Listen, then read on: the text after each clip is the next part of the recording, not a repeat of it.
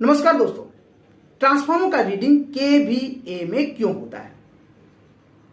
इसका मेनली दोस्तों दो रीजन है।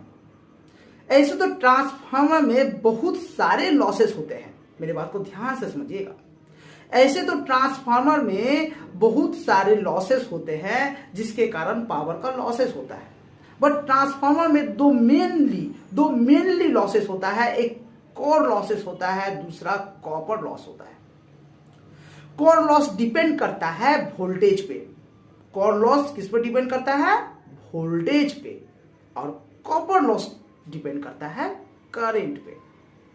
तो देखा जाता है दोस्तों कि ओवरऑल जो हमारा लॉसेस डिपेंड कर रहा है, लॉसेस जिसके वजह से हो रहा है, ये तो वोल्टेज और करंट है ना। वोल्टेज और करंट है। कोर लॉसेस हो रहा है वोल्टेज पे, मतलब कहने का मतलब कोर का जो लॉसेस है वो वोल्टेज पे डिपेंड करता है और कॉपर का जो लॉसेस है वो करंट पे डिपेंड करता है। तो ओवरऑल देखा गया कि हमारा जो लॉसेस होता है ये वोल्टेज और करंट पर डिपेंडेंट होता है। इसीलिए ट्रांसफार्मर के रीडिंग को हमेशा वोल्टेज मींस वी और करंट मींस आई वीए के रीडिंग से जाना जाता है। यदि उससे हाई थोड़ा रीडिंग पर जाते हैं, ट्रांसफार्मर की रीडिंग हाई करते हैं तो केवीए के नाम से जाना जाता है। और इससे भी यदि ज्यादा हाई रीडिंग की ट्रांसफार्मर की बात करते हैं तो एमवीए के नाम से जाना जाता है।